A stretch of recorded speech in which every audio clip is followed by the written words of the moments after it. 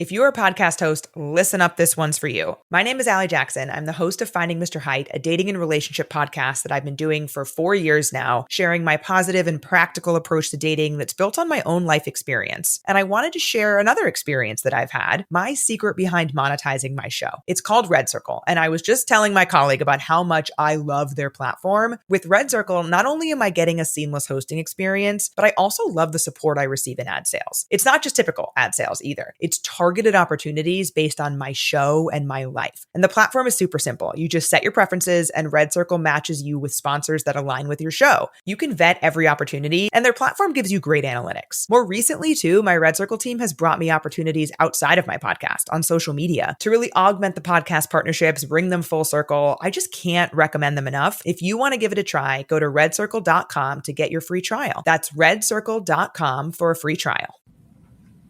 Welcome to another episode of the Wisco Fanatics Show, where we cover the Packers, Bucks, Brewers, and Badgers basketball and football teams from an optimistic and realistic perspective.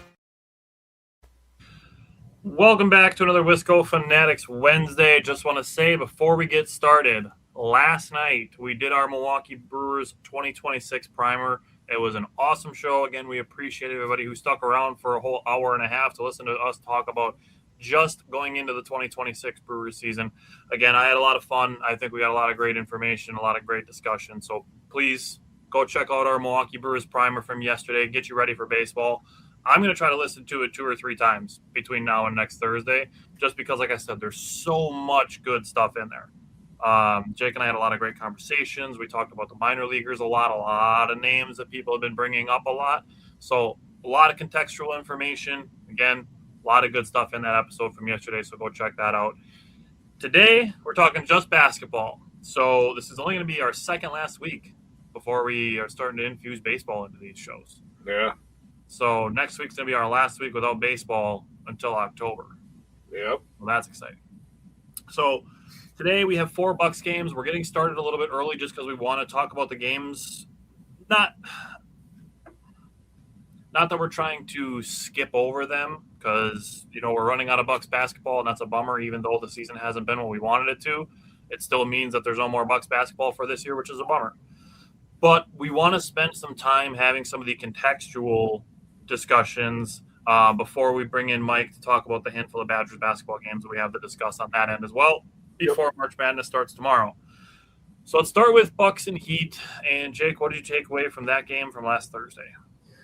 Yeah, so much like I did last week, I'm doing 3 positives, 3 negatives. I'll have a few things to say after that, but I'll hold on to my contextual things until we have that conversation. My 3 negatives, I thought the defense was slow, to be honest. I'm not going to say a bit slow. I thought they were slow. I thought the closeouts were bad, and I think that we got lucky that the Heat only made 14 three-pointers. I thought the Heat ball movement was much better than the Milwaukee Bucks.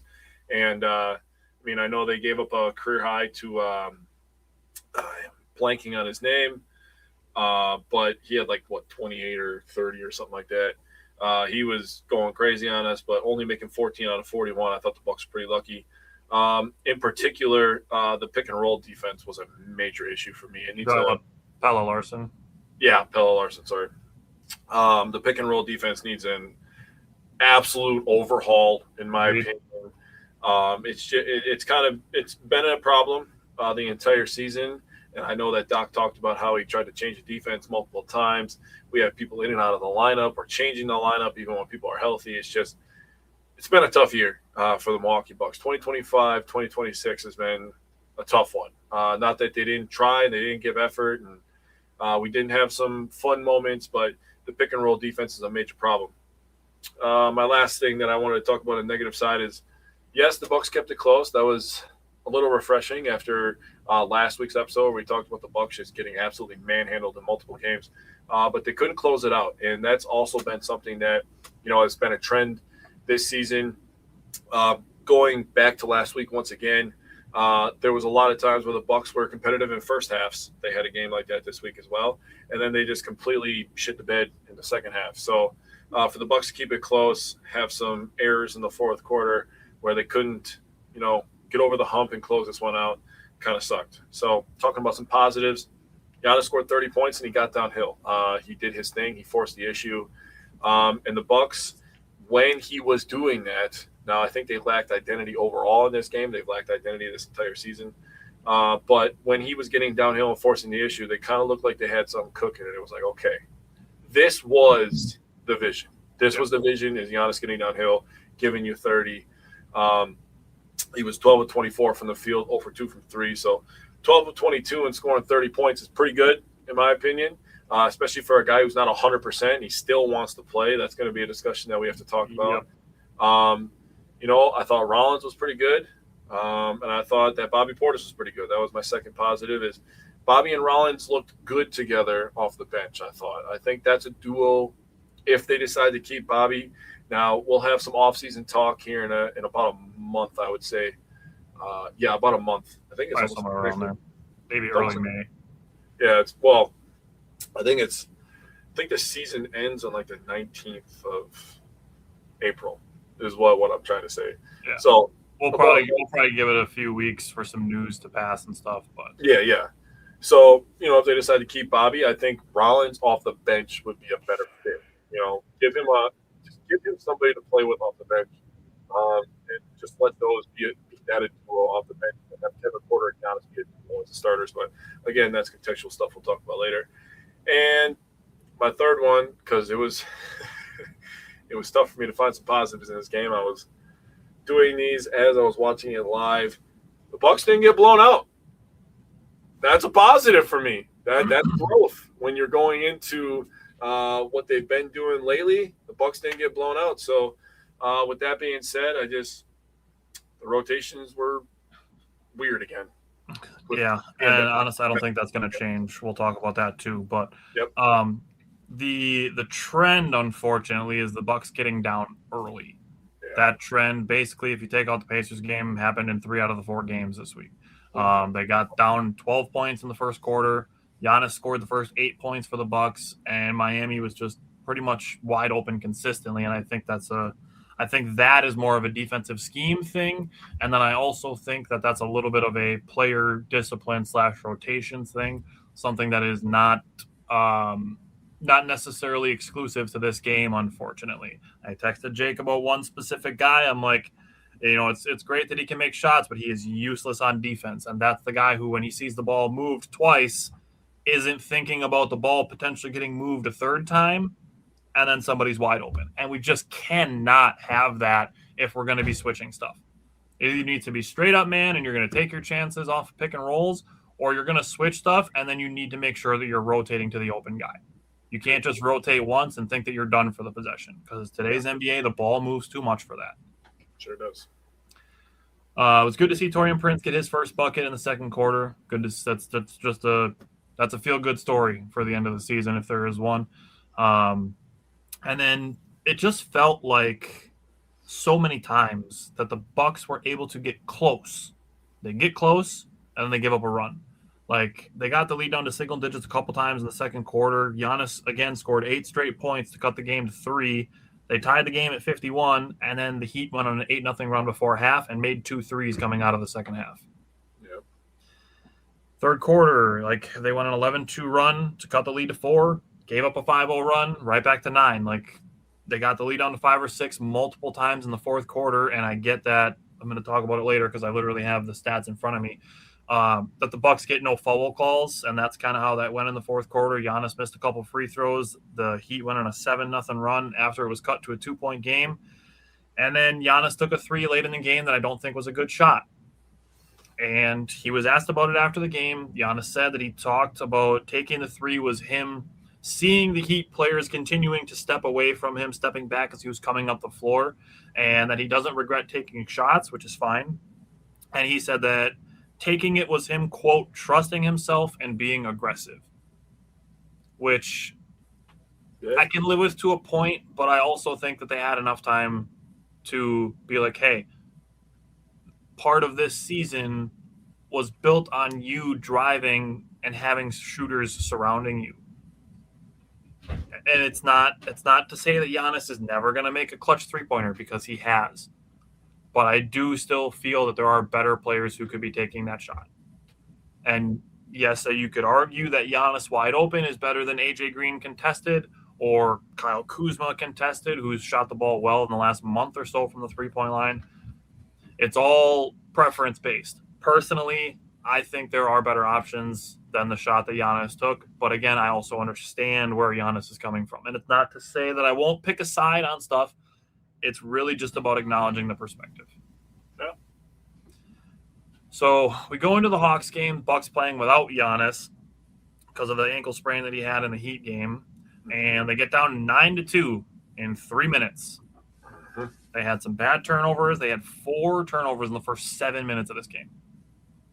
They had an 11-0 run by Rollins, Kuzma in the second unit. The Bucks actually grabbed a brief lead, and I want to give Rollins credit, and I will continue to do so because I've also been critical of him when he's got too many bad turnovers. So I'm going to give him credit when he does well, that Ryan Rollins took care of the ball really well, and he distributed really well. 8 assists to 1 turnover is fantastic. And again, I'm not expecting him to have 8 to 12 assists and 1 or 2 turnovers. I just want to see him in that 5 to 6 to 2 to 3 area.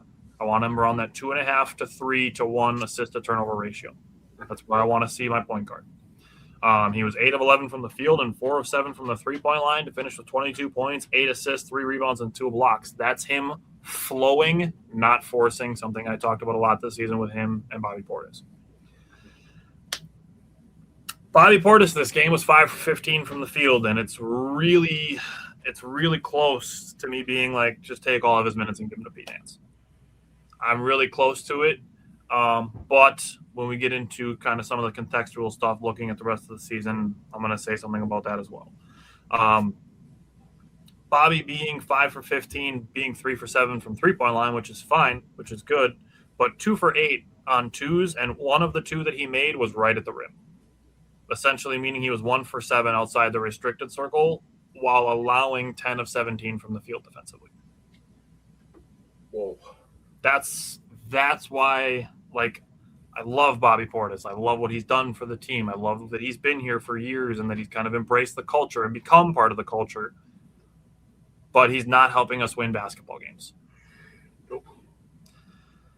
Kuzma was fine. I like him. He grew on me a lot this year, but I'm at this point, I want to see more Ousmane Dieng when he's back from his illness. And, you know, if you're looking at Ousmane Dieng, what you're going to do with his minutes, I'm fine with Kuzma getting some. I'm also fine with Ajax getting some minutes to see if anybody's interested in the offseason. Kevin Porter Jr. should absolutely be on this roster next season. He has fully gotten out of his slump that he was in after dominating the month for basically all of February. Was a little bit banged up, and now he's back, and he looks really good again. Being 7 of 13 without a three-pointer and being 7-11 on twos for 18 points, 7 rebounds, 7 assists, 2 steals, and a block, that's great. That's efficiency that you're not going to get out of a lot of minimum or slightly above minimum contract players. Looking at this game, 30 points off of 23 turnovers and 24 second chance points off of 15 offensive rebounds. This was the game that made me feel like it's time to shut it down. Like, it's over. Like, let's just soft tank. Let's compete for 3 quarters out of a game and let the fourth quarter be what it will. But I don't think this team is ready to make the play-in. So this was really the game that signaled me, like, all right, it's time to shut it down. Yep. My turn? You done? Yep, go for it. Okay. So for me, first thing I wanted to talk about is Kevin Porter Jr. showing contributions in many different areas. 18 points, 7 rebounds, 7 assists, 7 of 13 from the field. He shot 2 threes, missed both, so 7 of 11 from the 2-point range and almost a triple-double. It's a pretty good game. I like that. Guy's on a cheap contract, and he's young, so he's got a lot of growing to do.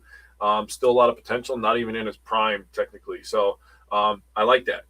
I wanted to talk about Rollins as well. Rollins scored efficiently as well. He shot well from the 2 and the 3-point line, moved the ball well, a ton of assists. He was getting downhill, shake and bake, getting to the rim. He was doing his thing. So Kevin Porter Jr.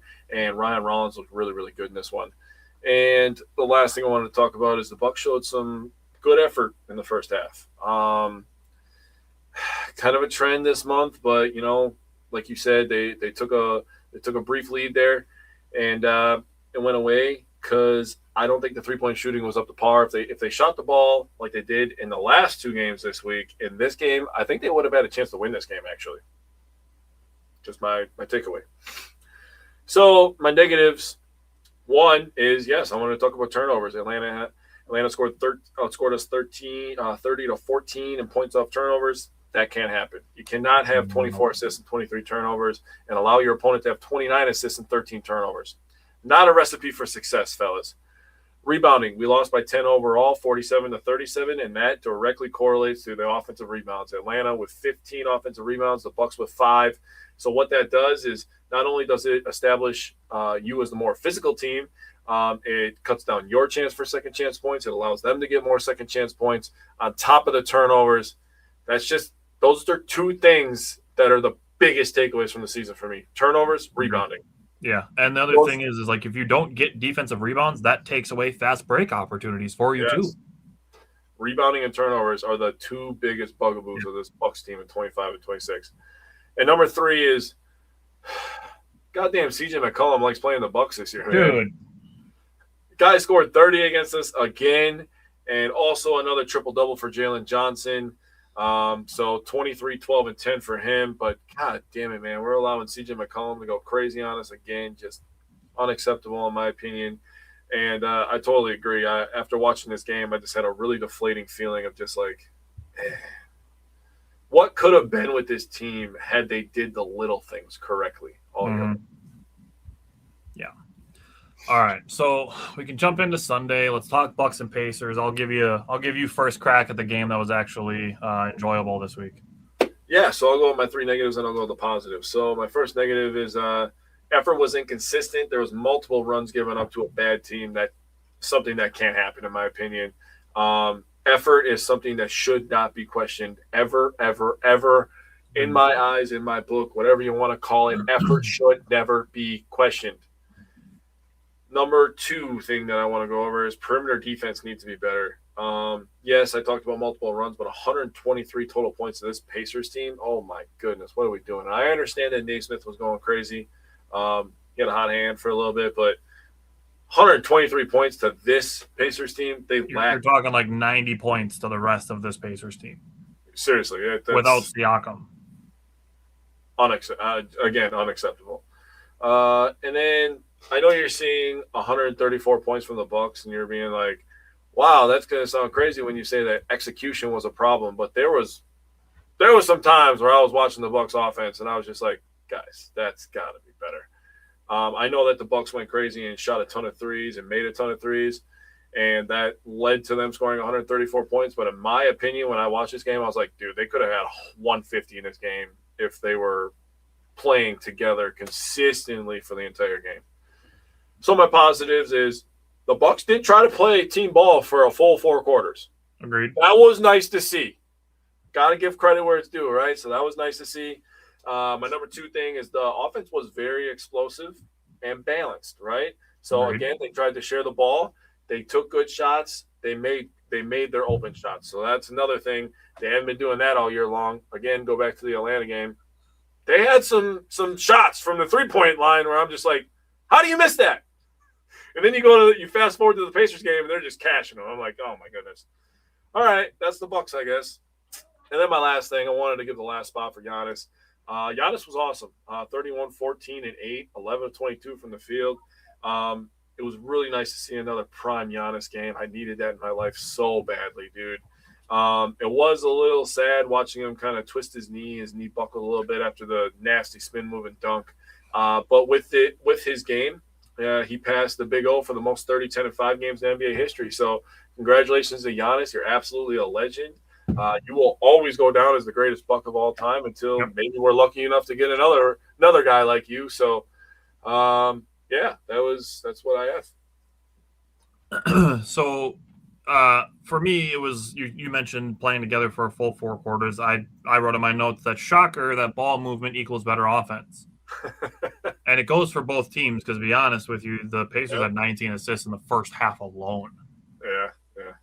Which is what's keeping them in the game. I mean, that ball movement, seeing guys rotating, like I said, rotating the switches. If you're going to rotate, you're going to switch, you have to pay attention to where you're going to rotate next. You can't think that you rotate once and your job is done for that possession. You got to keep your head on a swivel.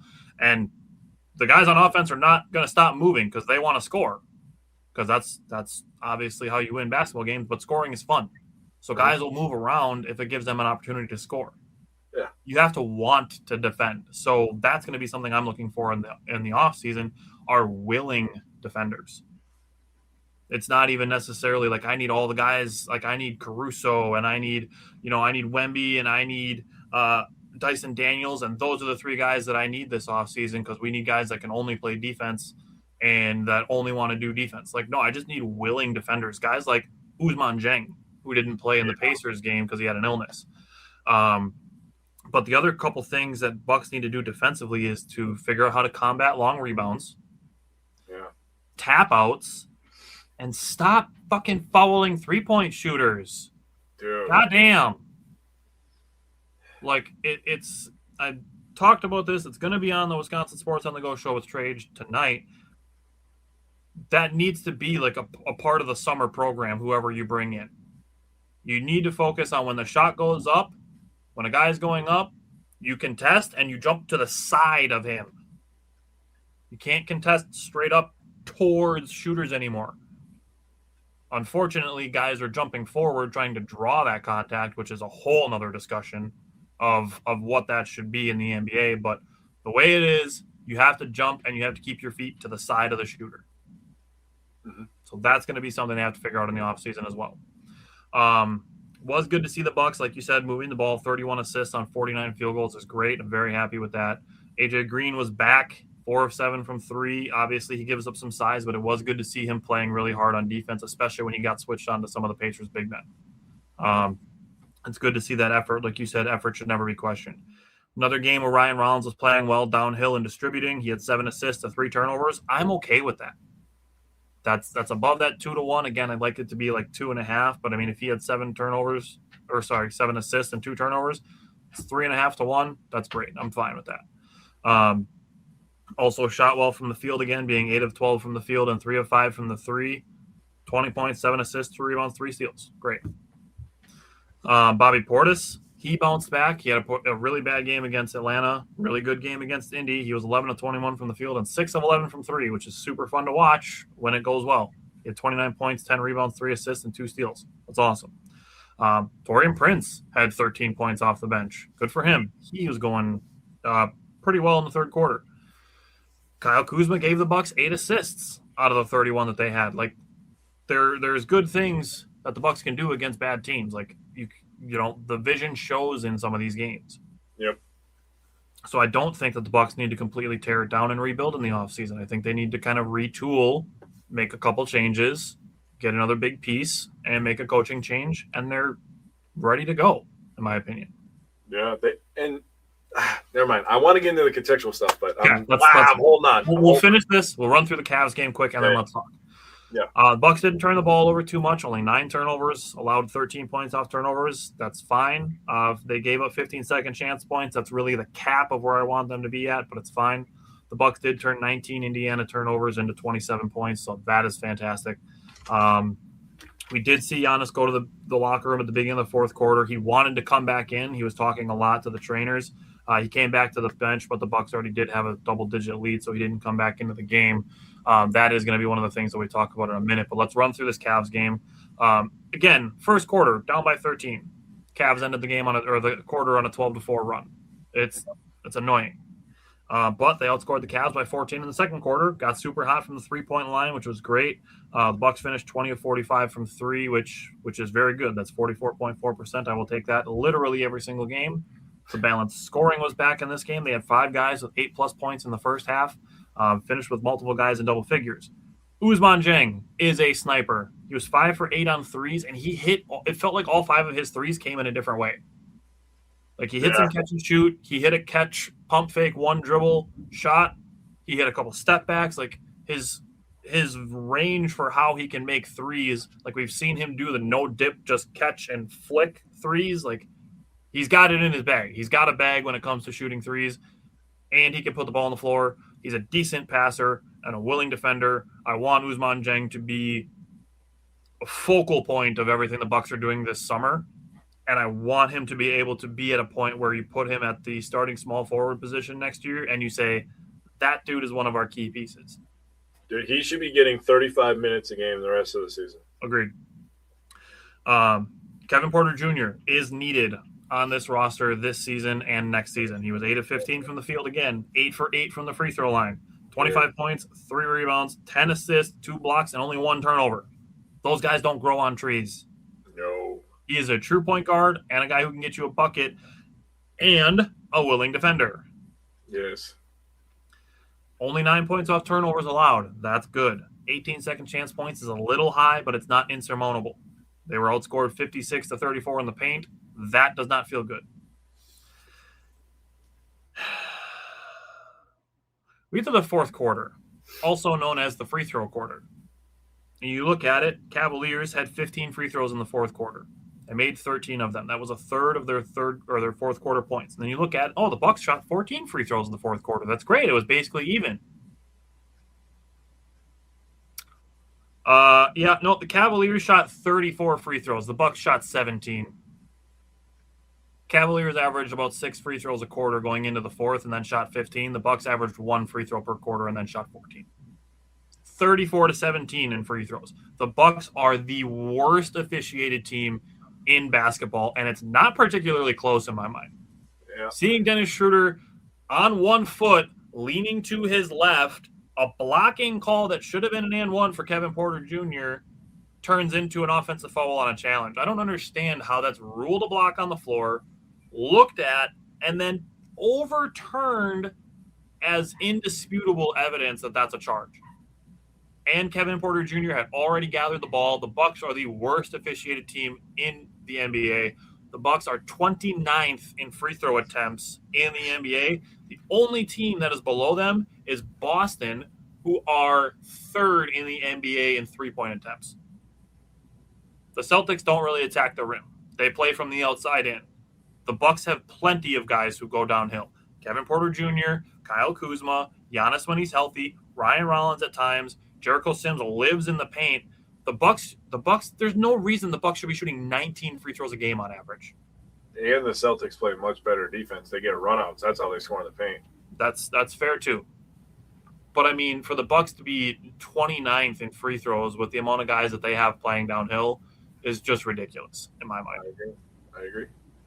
So I think the Bucks are by a wide margin the worst officiated team in the NBA because you look at the game. From the field goals, the Bucks shot 2 more shots. They both made 42 field goals. The Bucks dominated the Cavaliers from the three-point line. The Cavs were 12 of 36. The Bucks were 20 of 45, plus 8 on free throw or on three-pointers. 8 of 9 if you take the extra ones away that the Bucks made. They outshot the Cavaliers by 11% on free throws, on three-pointers. And then you get to free throws, and it's 27 out of 34 to 12 for 17. I don't want to go back at the end of the season and look and see how many times that the opponent shot or made more free throws than the Bucks even attempted. And I'm not saying that every single game should be even amount of free throws for both teams, but again, the guys that I listed off, you cannot tell me that the Bucks don't have enough guys playing downhill that they shouldn't be earning 20 to 25 free throws a game and that they're averaging 19. Yeah, I agree. Again, for an opponent to be shooting 34 free throws and the Bucks to be shooting 17 is ridiculous. Because you can't tell me that the Cavaliers are that much more aggressive than the Bucks are. Well, you got star power with Harden and Mitchell, so those guys are going to get their calls. I don't give a shit about that. I'm just and that it's biased that way, but I do not give a shit. I'm just saying because the reason why officiating is so heavily criticized. Oh, I agree. And obviously people are catching on to it a lot this season when it comes to a certain blue and orange team that's in the middle of the country. Yeah. So what did you think about last night? And then let's talk about the rest of the season. Yeah, so my first takeaway was way too many free throws, actually, to be completely honest with you. Way too many free throws. It's just ridiculous at this point. Doubling us in free throws. I know the Bucks had no Giannis and no Turner, but I don't know. Kevin Porter Jr. was cooking last night. and he could have probably had more free throws. I know you mentioned that he probably could have more. Paint defense, wanted to talk about that too. 56-34, absolutely ridiculous. We lost a fast break, 15-0. 15-0. We scored 0 fast break points. I think that's like the second time in the last week and a half they've had 0 fast break points. Well, then they only had what game was that?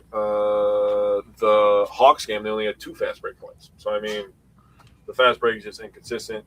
Obviously, those are 2 games they play without Giannis, so makes sense. Then late game situations, the Bucks had a chance in this one, even without Turner and Giannis, to steal one from the Cavaliers, and just kind of some piss poor execution, honestly. Just missed some shots. Bobby Portis took a really bad shot at the end of this game too. So just is what it is. I'm not going to dwell on it. So what I want to talk about is positively is the Bucks showed some heart. They fought back after being down early, and they actually had a halftime lead. So that was fun. That was positive. That's something to write home about. That's a good thing.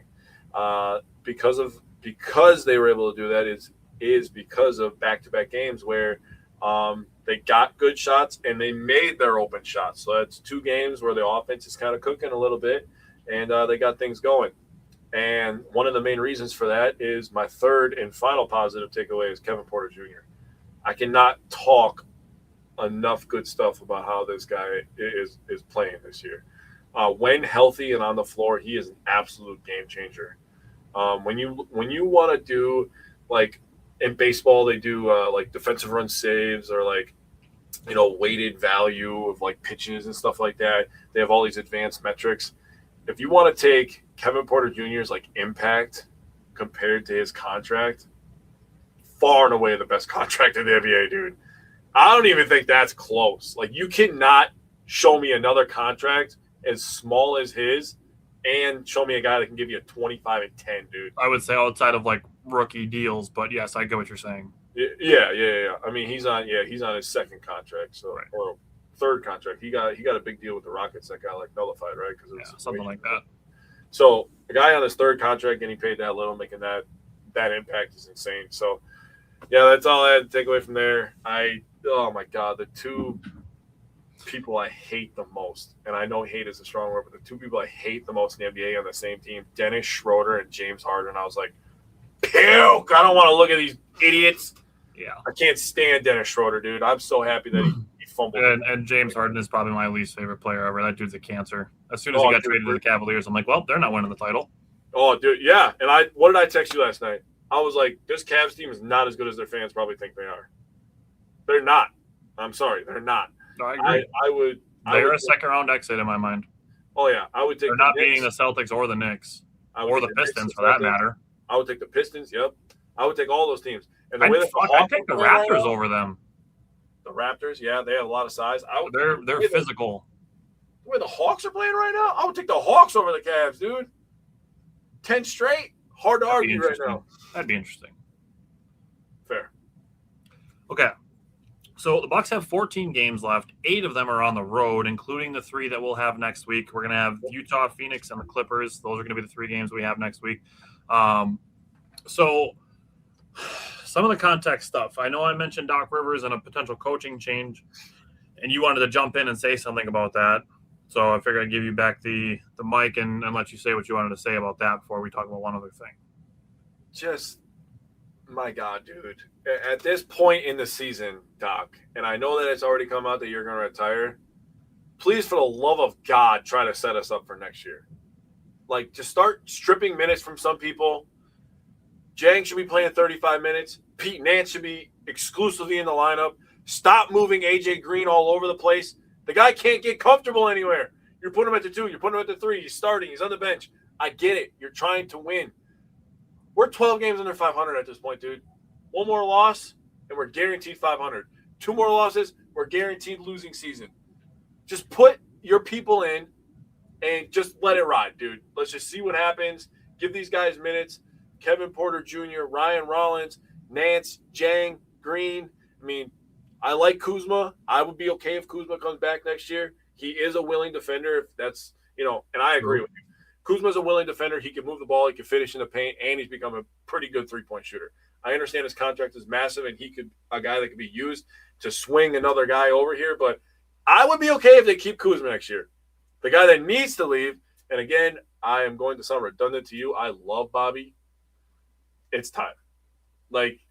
It's time. It's the same feeling the Packers had when Brett Favre was just like, I'm retiring. It's time, okay? Bobby needs to go to a team that'll just let him chuck. Yeah. The Bucks need a backup power forward that's going to at least try to be something on defense. They need, and I know that Miles Turner is a good shot blocker and Giannis is a shot. They need another fucking shot blocker, dude.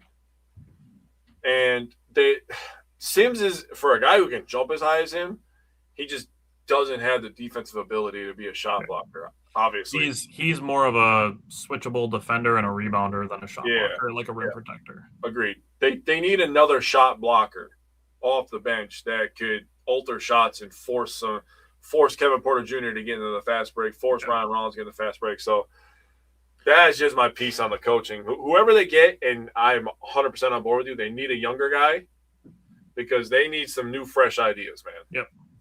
Yeah.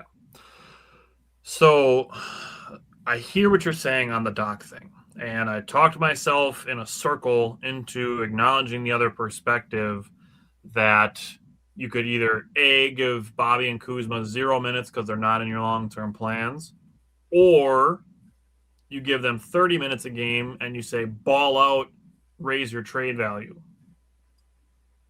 Either or is fine.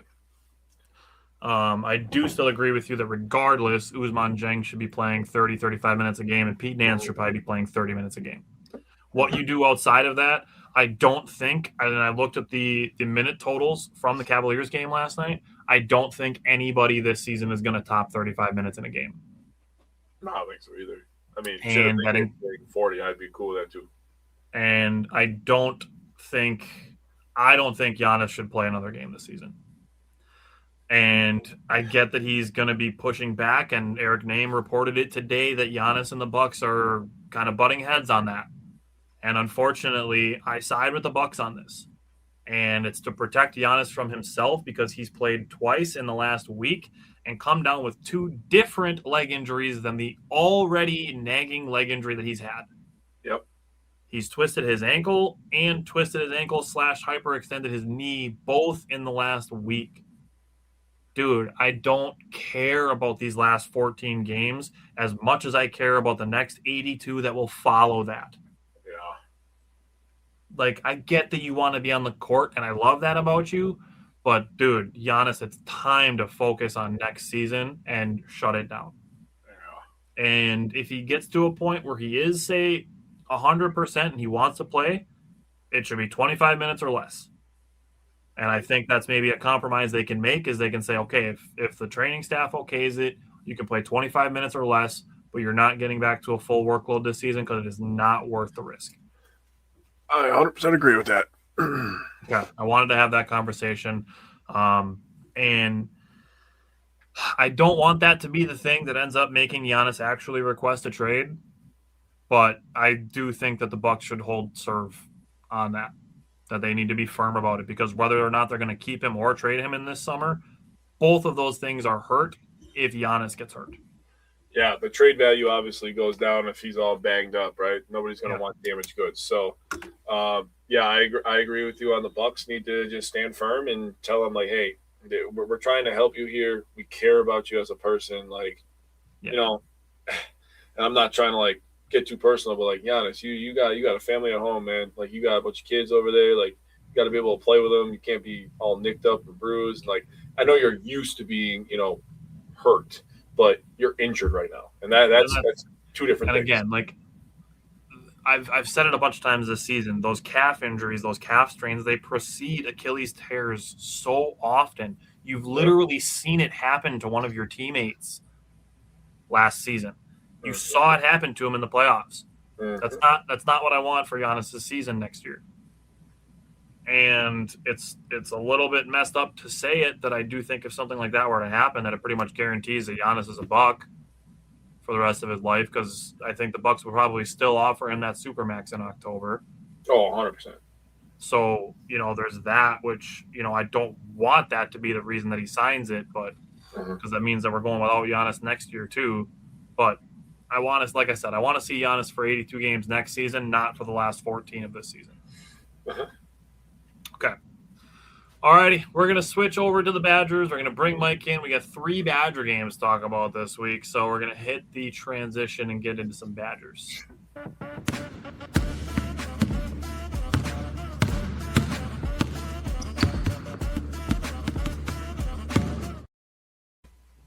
Okay, so 3 Badger games from last week to this week, all back-to-back-to-back, 3 in a row. I know we talked about it, but we're kind of okay with how it ended, given that we didn't want the Badgers to play too many games because people really don't care about the conference tournaments anymore unless your name is Purdue and it's going to bounce you up to a 2 seed. But other than that, nobody cares about the conference tournaments. It seems no matter how many Greg Gard has won or been in the championship for, people only care about March Madness. So we were okay with them getting not early out of the Big Ten tournament, but maybe a day earlier than they have been the last couple seasons. So hopefully that they come out tomorrow with a bunch of fire and some good rest, but not too much rust. So let's start with game 1, Badgers in Washington. Mike, what did you take away from the guards?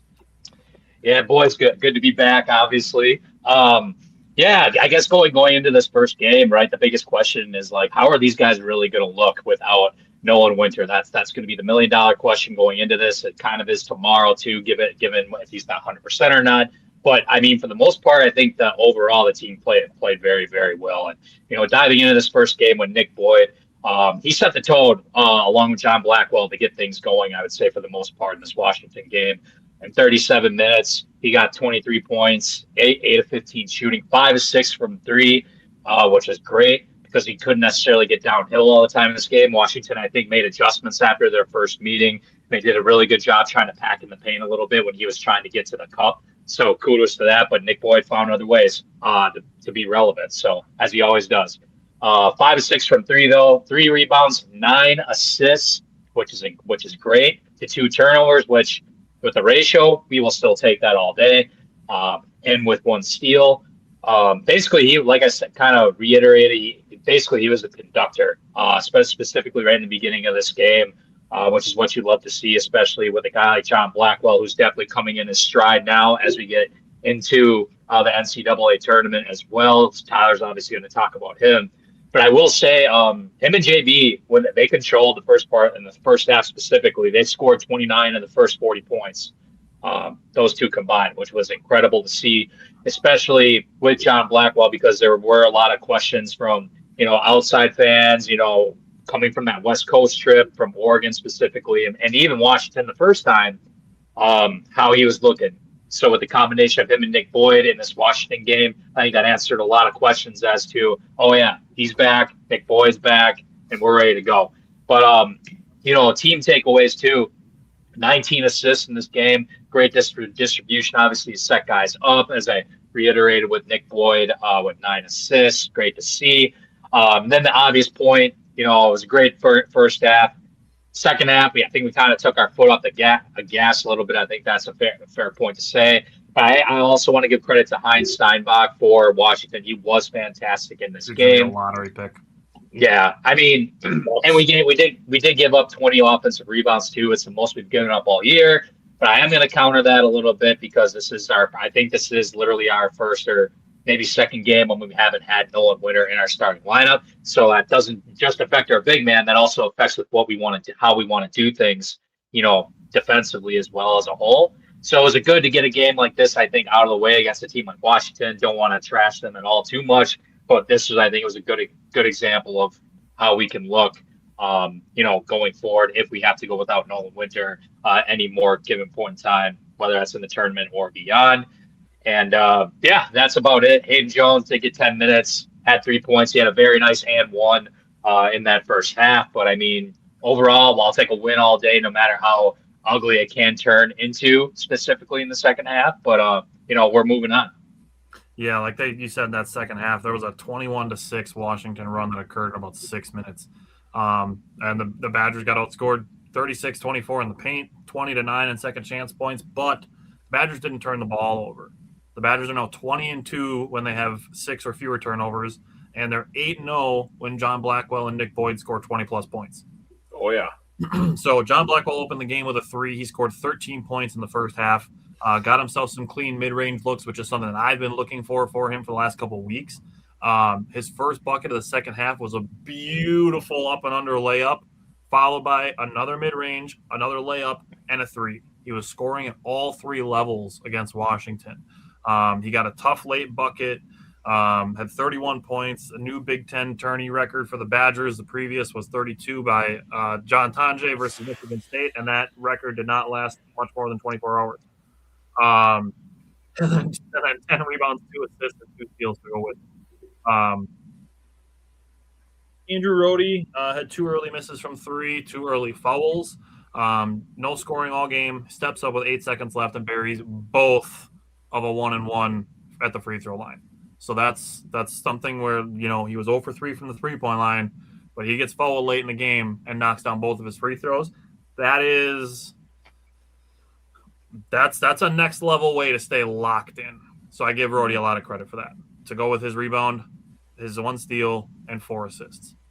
Braden Carrington, there's going to be kind of a theme for these 3 games. Did not shoot well. He was 1 for 5 in the first half, 1 for 5 in the second half from the 3-point line. He had 9 points, 2 rebounds, 2 assists, a block, and a steal. But he came out aggressively on defense. And struggling from the 3-point line did not stop him from being aggressive on offense, on defense, or on loose balls. And seeing him diving on the floor for loose balls. So stuff like that, that is still noticeable. And I just want people to make sure that they're giving credit to Braden Carrington, not just looking at a box score and being like, oh my God, he was 2 for 10 for 3. Why isn't he getting benched? Because he's still doing little things right. So that's something I wanted to give him credit for. Last couple things with Washington, the Badgers with 15 set a new season high in made 3-pointers with 374. The previous record was actually the 24-25 season when they made 366. And then they are also 20-3 after this game when they make 10 or more threes. So Badgers were doing well on the 3-point line, like Mike said. But just a really good game for the Badgers to be able to win, even though I do think I think I agree that they kind of took their foot off the gas in the second half. So, Jake, what did you take away from the bigs? Yeah, so let's talk about Will Garlock first. Nice little and one dunk he had there. That was pretty sick. So he played 7 minutes. He had a turnover and 4 fouls. So he was all of those 7 minutes, man. The guy had 4 fouls and 1 and a turnover. It's like he was going to make sure you saw his name in the stat sheet. Yeah, right.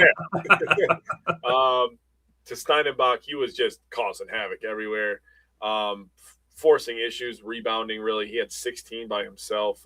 They killed us on the boards, 45-29. So thank God John Blackwell rebounds his position well and grabbed 10 of them.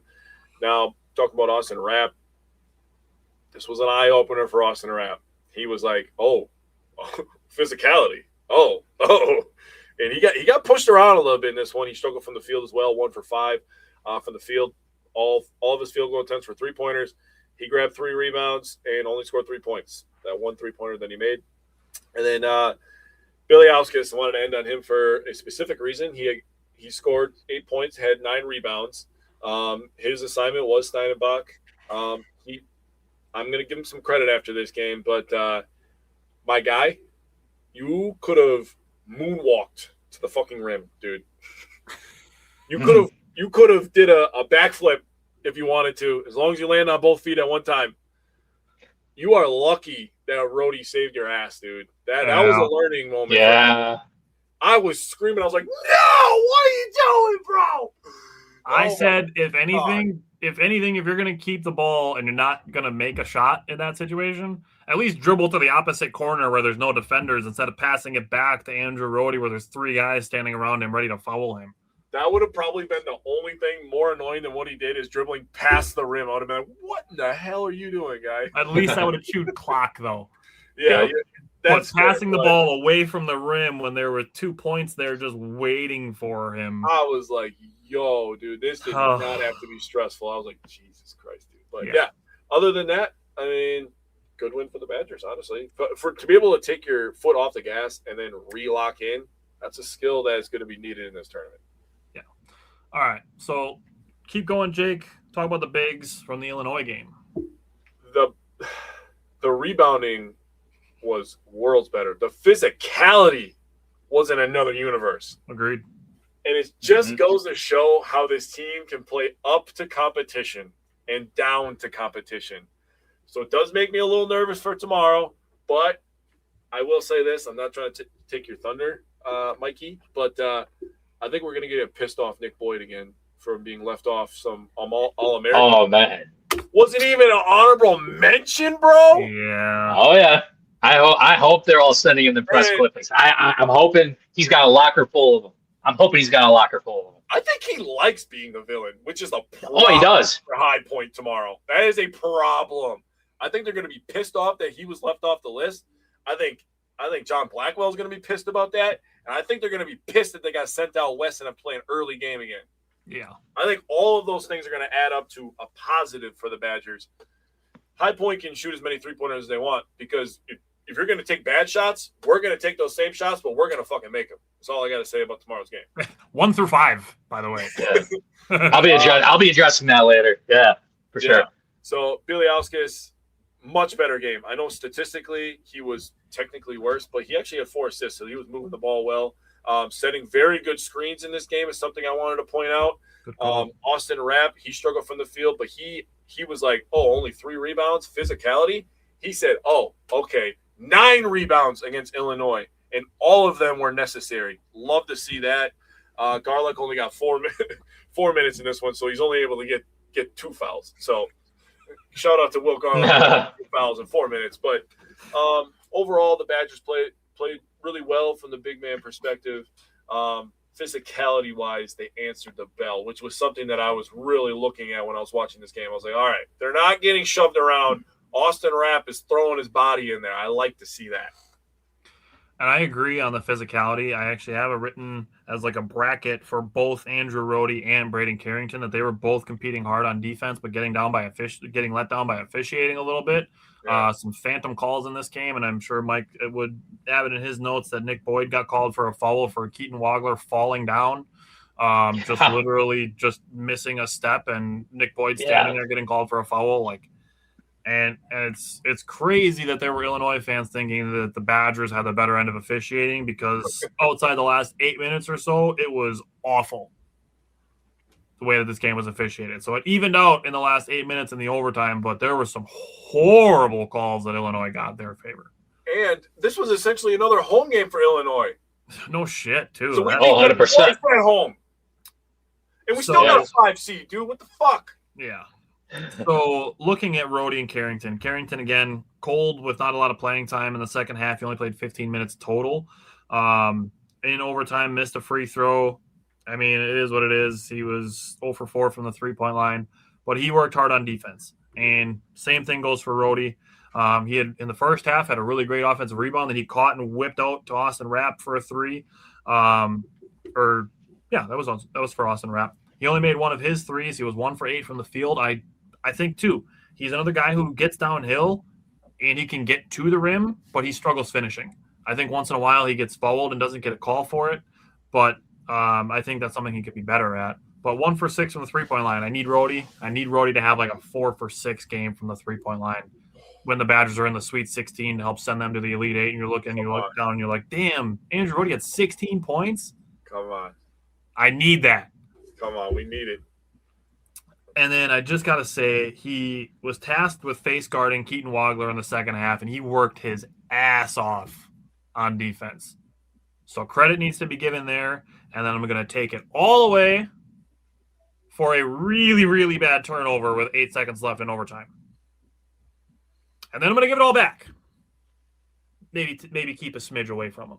For the long pass that he threw to Braden Carrington, the Carrington was able to run down. I don't think that was a bad pass, and Carrington saved him. I think he put that ball in a good spot, and Carrington was able to go get it. It's not like he had to jump out of bounds and call a timeout or, was like falling out of bounds, and his teammate had to grab his leg and pull him back in, Con Knippel style. Like, it wasn't anything like that. It took one bounce, and he got his hand on it, and he was able to corral it. So I do think that was a good pass to make that. So one really, really bad pass and one pretty good pass, and then good defense. Now, John Blackwell. With 10 points, he passed Ethan Happ's record for 121 points in the Big Ten tournament. So John Blackwell is now the Badgers' all-time leading scorer in the Big Ten tournament. If you look at totals, he didn't take his first shot until there was 13 minutes and 46 seconds left in the first half. Took him almost 7 minutes to take his first shot. Finally got a three to slow Illinois' roll. Got a really tough transition layup. Him and Boyd were just carrying everybody else. Yeah, they were. He had 14 points in 13 minutes of the second half. 0 turnovers is fantastic. I love that. Similarly to how you felt about Bieliauskas about not taking a shot, I felt about John Blackwell not in the overtime, but in the last couple seconds of regulation in this game. John Blackwell fantastically was 9 for 9 from the free throw line and took a three-pointer that was this far behind the line at the end of regulation. My dude, get downhill, pull from the free throw line, or take one more step and get somebody to foul you and get a couple free throws to win the game. Yeah. Did not like that shot, but he does get a massive credit from me for making all 9 of his free throws and having 0 turnovers to go with 31 points and 6 rebounds. So, I mean, game went back and forth. Nobody from either team had a single fast break point. So this was a punch each other in the face for 45 minutes when you add in the overtime, just punching back and forth, just haymaker, Big Ten game, 0 fast break points. Both teams were bad from the three-point line. Slug it out overtime game that the Badgers won. So, Mike, what did you take away from the guards? Before you go, I want to set the stage for you, my boy. Yeah, okay. Yeah. Go ahead. He's like way overrated in my opinion. He's not that good, bro. Who was that? Sorry, I didn't catch that. Stojakovic is way overrated in my opinion. That guy's got 0 explosiveness. He does a spin move one way and he gets a fucking layup, dude. He's literally going off the popularity of his dad's name. And it's because millennials watched his dad growing up. Sorry, I said it out loud. Secondly, I love that Brad Underwood, when he was interviewed talking about the NCAA tournament, said, well, we don't have to face Nick Boyd, so that's a good sign. So let that be the stage setter for you. Well, here, I'm going to be a smart ass here. You guys know Nick Boyd wasn't the MVP of this game, right? You know who it was. I'm trying to be a smart ass. Who was it? Kylan Boswell was the MVP of this game. Hey, you're not wrong, dude. You're not wrong. Oh, man. He obviously, that dude woke up a sleeping giant, and I think he was a big reason why Nick Boyd did what he did and destroyed his ass. No, I mean, this was one hell of a game. Quick stat line, this is now the 5th win in a row against top 15 opponents for the Badgers after this one. So that was great. But Nick Boyd, I mean, one hell of a game, man. I mean, he wasn't perfect. I mean, he did have 3 turnovers, but I mean, my man put in 40 minutes of work, 38 points, 12 of 20 from the field, 12 of 13 from the free throw line. Excellent. 5 rebounds, did get 6 assists, 3 turnovers, so 2-1. Not terrible, but not the greatest either. But 3 steals as well. So, I mean, this was a JB and Nick Boyd show. Clearly, Tyler already pressed on that a little bit. I mean, 9 points combined between the two of them. Yeah, I think another thing goes to show they did this against Michigan as well. They showed this in the second half of the year. We can get down if we get down 10, 15 points. We don't lay low anymore. We don't fold over. Remember how many times we talked about this back in November, December, before the new year, basically. Once we got down by over double digits, we basically folded. There was a couple games where they were down those double digits and they came back, but the comeback was like just a little bit too late.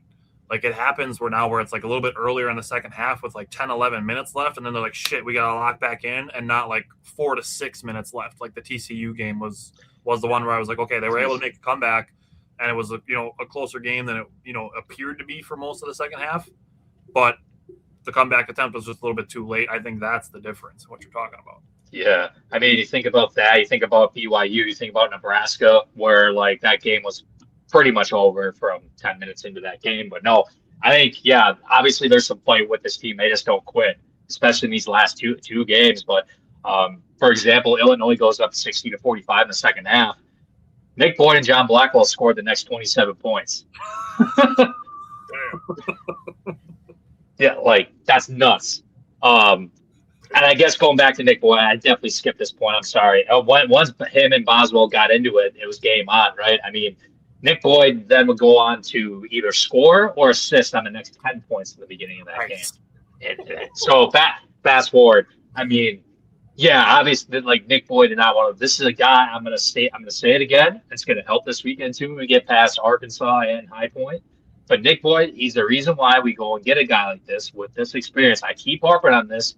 And I don't think enough people are looking into the fact, yes, we have, people have like their good freshman guards, maybe some All-Americans, but not a lot of them have as much experience as a guy like Nick Boyd, who's played in Final Four, who's been in a Final Four. He's been in a tournament last year at San Diego State. And I think he's just got that different mentality. He's bringing that different culture to Wisconsin basketball because he's the guy that voices himself, right? We've talked about that too, where I'm not jiving John Blackwell at all, but he's like he's more internal. I would say the same thing for like a Nolan Winter too.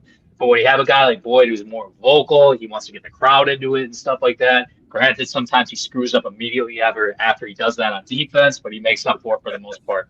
But bringing it up from a culture standpoint, I think that's a big part of this too. With firing these other dudes up, playing for each other. Clearly, you see that when they rallied around Nolan Winter, like these last 3 games, that, hey, we're still forced to be reckoned with. Nolan, you get healthy, we're going to compete in the meantime. But I think another big point in this Illinois game, we were able to score without shooting the 3 well. We were 10 of 41 from 3. I know it's not the worst thing in the world. That's still 41 threes, and we only made 10 of them. But I mean, Nick Boyd's stat line kind of shows it for itself. He got to the free throw line, was able to get downhill on guys in the second half, specifically as well. But we found a way to win without shooting the 3 ball well. So I think that's also a good sign kind of heading into the tournament. I know it's kind of our bread and butter. We want to shoot the ball over 35% from 3 for sure in a game. But I think beating a team like Illinois, that's impressive in itself. If you can do that without, shooting the 3 ball that well. And Jake, I'm glad you brought up the rebounding statistic because Illinois, for people who don't know, they are the tallest team in the nation. They're the nation's tallest team.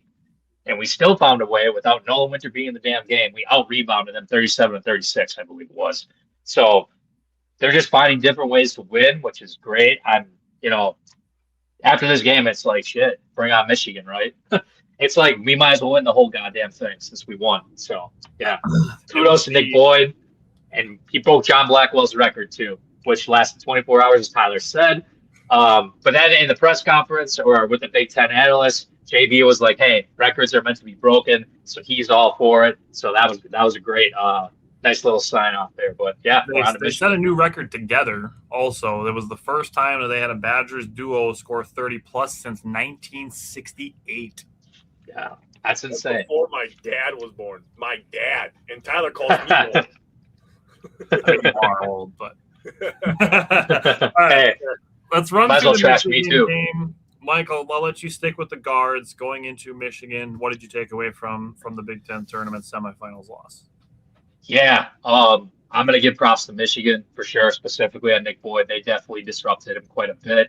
I think that's kind of one of those things where Nick Boyd was playing under Dusty May for a couple seasons, knows his tendencies. We're going to game plan for him. So, no, I mean, they did an outstanding job on Michigan. But it was a defensive, I would say it was a slugfest to start the game, right? I mean, Wisconsin and Michigan combined 2 of 14 of shooting to start. 11 turnovers, most in the first half, collectively, which, again, it was a slugfest. But, yeah, Nick Boyd, 37 minutes, 14 points, 6 of 20 from shooting. Not the greatest day. 2 of 7 from 3.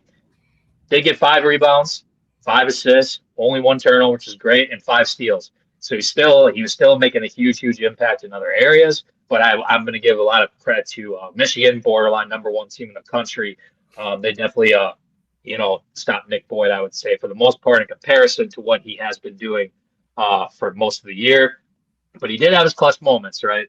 The main thing was hitting that clutch three to tie things up after one of our boys went nuclear, hitting a few threes for us. But, obviously with the stat line, Nick Boyd's still a gamer. I would say he's not going to let that kind of stat line face him, even in bigger moments at the end of a game. He could care less what his stat line is. He'll come in the clutch for you. So, I went back to my point too. I'm going back to my point from the Illinois game. This is another example of, we can take a punch. And again, we played one more game than Michigan. We all called it out in the chat. The legs looked a little tired at times. Nick Boyd was definitely short on a handful of his shots, I would say, especially in that second half. But the reason why we're so dangerous is it only takes one guy to get going for us, to make one or two shots, and then the dominoes fall, which is what happened. But and it goes to show we can take a punch down to 15 in Michigan. It's great. I absolutely love the guard play going to March. I know this wasn't the result we wanted. Obviously, Tyler's going to talk about Blackwell in this game. I absolutely love having Nick Boyd on my team. But they're the most talked about guards in the freaking country damn near right now because of this Big Ten tournament that they just put on. So didn't like the end result at the end of the day, but I really like where we are going into the tournament, and we did get that extra day of rest, and then I guess Hayden Jones did get 10 minutes. He had 1 rebound and 1 steal. Other than that, let's move on to the NCAA tournament. I'm nervous. I'm excited, but let's get this thing going. Yeah, so you mentioned the slow start. The two teams combined scored 5 points in the first 5 minutes of the game. It was 3-2 with 15 minutes left, and that's how you end up with a 68-65 final. I think a part of where Michigan pulled away is that the Badgers started the second half 0 for 5 from the three-point line while Michigan was getting to the rim. That was a big difference. And the Badgers only got 5 free throws this entire game. So the getting to the rim, I think, was a difference maker. Looking at Rhodey and Carrington specifically, both of them were trying to drive and get to the rim, but neither of them could finish or get a foul call. It was kind of a bummer to watch, but again, they were both playing hard on defense, which I appreciate. The Badgers had 10 turnovers, which is allowed 11 points off turnovers, but Michigan had 9 offensive rebounds and 17 second chance points. Wisconsin only had 7. So I think that was another difference maker there. But looking at Braden Carrington, he had 2 early fouls, rebounded by having a fantastic chase down block in the second half, blocked a dunk attempt. That was awesome. Great hustle. Love that. He started hitting a little bit in the second half. He finished 2 of 5 on threes. He drew an offensive foul. He did get a little bit lost on the game winner, but again, when you get in kind of some of those scramble mode situations, it is what it is. To come all the way back and lose on basically a game winner, wasn't super mad at it. I'm glad that they showed the fight that they did, like Mike said. Rhodey made his first 3. That was it for him scoring. He focused on defense. He had 3 points, a rebound, an assist, and then 2 steals and a block. And then John Blackwell, he made his first 3. He created 2 threes right after that for Bieliauskas to get him some good looks. I don't want to say that he was passive, but I will say I do think he was less aggressive. He only took 11 shots in this game. He made 5 of them. Was 2 for 5 on the 3-point line. So it almost like they're never going to tell you this, but it did almost seem like, maybe they're taking this one a little bit easier. Also feeling a little bit of the dead legs from having this being their 3rd straight day with a game. Finished with 13 points, 4 assists, 3 rebounds, and was named to the Big Ten All-Tournament first team. So good for him for that. But that's pretty much all I had from the wings. Jake, what did you have for the big men? I just wanted to give a shout out to Rhodey, man. He really was competing his ass off on defense too, man. Got matched up on Mara a few times, which is obviously a mismatch, but it's like, man, he was competing hard. So you'll never hear me talk bad about Andrew Rhodey and his effort level, which I've talked plenty of times bad about the Milwaukee Bucks. Andrew Rhodey is a gamer, dude. He gives you everything he's got. He's got heart. So love to see that from him. Let's start with Garlock, 7 points, a rebound, turnover, 2 fouls. He went in there and he was physical. So that's all I'm going to ask from him. I'm excited for him next year, to be honest with you. I am too. I think, I've seen some TikTok videos and some other reels talking about who's the best dunker on the team and stuff. And a lot of people are saying Will Garlock. And I'm like, brother, what? What are we not seeing? Dude, I need to see this now. So very intriguing to hear that. I'm excited for him. A little bit of footwork and maybe some drop step hammers. You never know. I think he's got some defensive potential. Yeah, he's a big body and he knows how to use it. So I like to hear that. I'm going to go to Bielauskas now. 10 points, 6 rebounds, 3 assists. Hit a couple 3-pointers. God, he just looks like his shot just looks like a guy that just doesn't know how to shoot and it just goes in. And I'm just like, he looks like that is perfect, Jake. What you just said. That is literally perfect. I mean, he's got the biggest grin on his face after he makes one. You know what his jump shot looks like? His jump shot looks like he watched a video being taught how to shoot jump shots, and he just copied the exact thing from the video, and that's just his jump shot. Okay, so what I think of, that's a great analogy. What I think of is like, you ever shoot like one of the little mini basketballs? And you're trying not to overshoot it, bro, because it's so light. I feel like that's what it is for him, dude. He's just like, light with the ball. Like, dude, I feel like he shoot guide hand. Follow through. I'm like, all right, hey, I'll take the 3-pointers. You got to talk about Austin Rapp, right? Yeah. Might as well. End on a high note. Dude, so he missed his first couple. We're all talking in the chat. You know, we're like, hey, if Rhodey or Rapp start making some threes, I mean, this could be a whole different ball game. They're leaving them wide open. He makes the first one. I'm like, all right, cool. Hey, covers off the rim. Makes the second one. I'm like, oh, nice. All right. He's getting some rhythm. Makes the third one. I'm like, got to give him his heat check, bro. He makes the fucking heat check. I'm like, yo, you better call timeout, my boy. He makes number 5 in a row. I'm like, brother, I'm pulling up the pants, bro, just like I did, bro. I pulled up my pants, bro. So I was like, holy shit, dude, this is insane. He made number 6, bro, and I'm like, give it to him again. Run it again, dude. He made 3 threes and then turned into fucking prime Steph Curry for 5 minutes. Bro, and he was making them all over the floor. Mm-hmm. Once he made the pump fake 1 dribble pull up, I'm like, oh my god! And it was a moon ball. It was like Braden Carrington, like.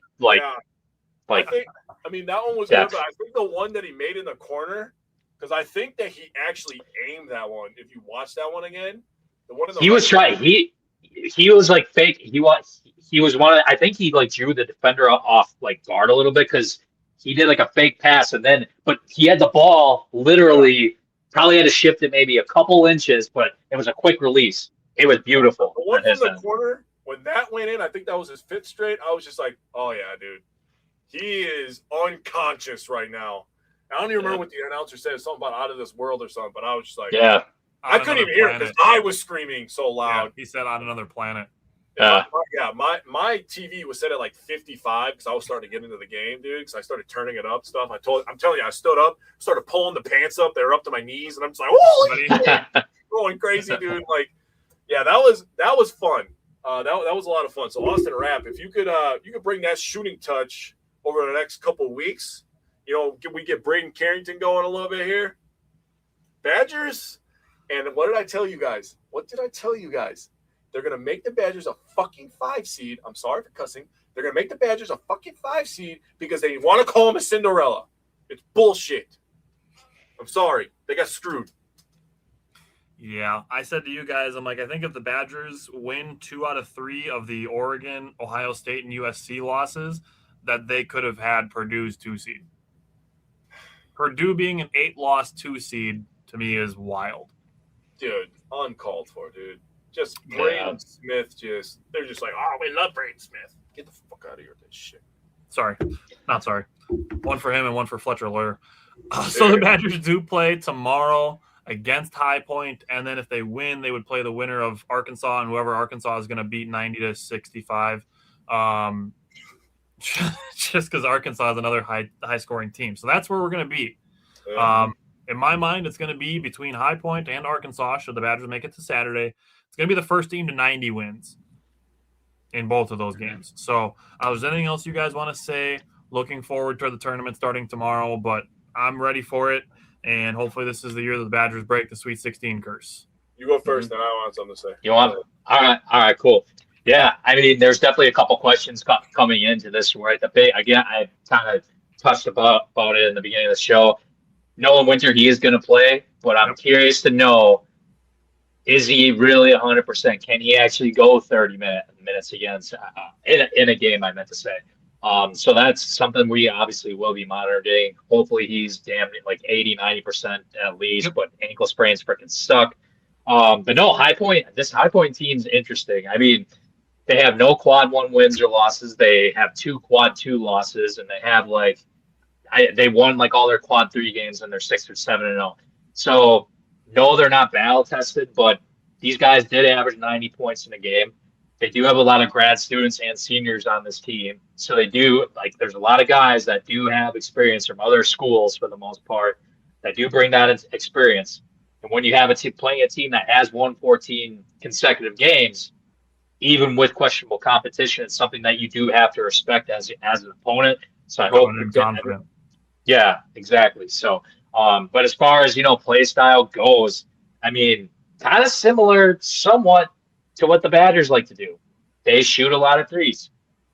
They do like to get to the free throw line. Not as much as us, but they do like to get to the free throw line off of forcing turnovers. So watching them a little bit, they're going to try and force turnovers at the top of the key. When we make that swing pass to like the wings or whatever, to like a Rhodey or Blackwell on the side, I think they're going to try and jump that numerous times because they like to be aggressive with stuff. Then they like to get in an up-tempo pace. I actually compared that a little bit to Michigan State too, because Michigan State, what they thrive on, they like playing in transition, and they like getting points in transition like that, and that's exactly what High Point likes to do too. Yeah, good call. So transition D, I think, is going to be a major, major factor in this. I know we struggle in a couple of games in that, so I'm looking for transition D and taking care of the ball. I think those are the 2 factors going in at the end of the day. We also should be able, I think, to maybe score more on the inside because their tallest guy is like 6'8". Yeah. So it's, I definitely expect to win this game, but I think taking care of the ball and transition D, that's going to be the 2 major things in this game. I'd love to see, to your point on them trying to jump those entry passes, I'd love to see specifically like Blackwell and Carrington. I'd love to see the Badgers kind of bait that and then look for some backdoor cuts, especially if they're going to play the 5 out and have, Rapp, Winter, Bieliauskas, whoever, Rhodey in the corners, having those wing guys, because there are times where the Badgers are kind of close together. But if they can kind of bait that entry pass, because they do make it a little soft sometimes, I'm not going to lie, and turn it into a little pocket pass and maybe get Braden Carrington another poster dunk on somebody, or get, John Blackwell some easy mid-range or layups. I think there's an opportunity there to maybe take advantage of some of their aggressiveness. So I agree with you. Jake, what do you want to say going into the tournament? Yeah, Mike was talking himself into a circle and took both my points, you son of a bitch. My bad, man. My bad. You're good. You're good. Just give me shit. Yeah, taking care of the ball was my first thing I wanted to talk about. High Point likes to force a lot of turnovers, and they like to speed you up. But the Badgers, to your point that you've been talking about, Boyd and Blackwell with their experience, they both played in a ton of these tournament-style games. They're not going to get sped up too much. And I think that Nick Boyd is absolutely going to feast inside. I was going to talk about how I think that High Point's going to take some bad shots and it's going to get some runouts for the Badgers. I would like to see, if you could do this, I want Carrington in the weak side corner and not Rhodey, because I think he's going to be able to feast on that weak side with them trying to jump a bunch of passes. I'm down to have the bigs down in those corners too. True. I trust Bieliauskas and obviously Nolan Winter to shoot those threes too. Yeah, let's get some confidence going. Let's get I'm saying, because I need Carrington to have that confidence. I need him to make some shots, because we're going to need him against Arkansas, because Arkansas is real, bro. They got a lot of athletes on their team. Yeah. So it'll be interesting to see what happens tomorrow. Very excited because March Madness is back. Dude, let's go, man! I'm going to be in Madison, so we're going to be live and see what happens. All righty. Appreciate you guys tuning in again. One more thing before we go. Again, we mentioned it at the top of the show. Go tune into last night's show. We did our Brewers primer last night. Tons and tons of Brewers info in there. So please go tune into that. It's an hour and a half of great Brewers discussion between Jake and myself. I'm going to listen to it again because I enjoyed it so much, and I think there's a lot of good stuff in there. Again, I got some bias, but I'm going to go back and listen to it myself to help get ready for Brewers season starting next Thursday. So thanks again. We'll be back again next Wednesday, hopefully with a bunch of W's, and we're talking about the second weekend of the tournament. Man. Yes, sir. Let's get this done, Bucky. Hell yeah. On Wisconsin, baby. On Wisconsin. Let's go. If you're a podcast host, listen up, this one's for you. My name is Allie Jackson. I'm the host of Finding Mr. Height, a dating and relationship podcast that I've been doing for 4 years now, sharing my positive and practical approach to dating that's built on my own life experience. And I wanted to share another experience that I've had, my secret behind monetizing my show. It's called Red Circle, and I was just telling my colleague about how much I love their platform. With Red Circle, not only am I getting a seamless hosting experience, but I also love the support I receive in ad sales. It's not just typical ad sales either. It's targeted opportunities based on my show and my life. And the platform is super simple. You just set your preferences and Red Circle matches you with sponsors that align with your show. You can vet every opportunity and their platform gives you great analytics. More recently too, my Red Circle team has brought me opportunities outside of my podcast on social media to really augment the podcast partnerships, bring them full circle. I just can't recommend them enough. If you want to give it a try, go to redcircle.com to get your free trial. That's redcircle.com for a free trial.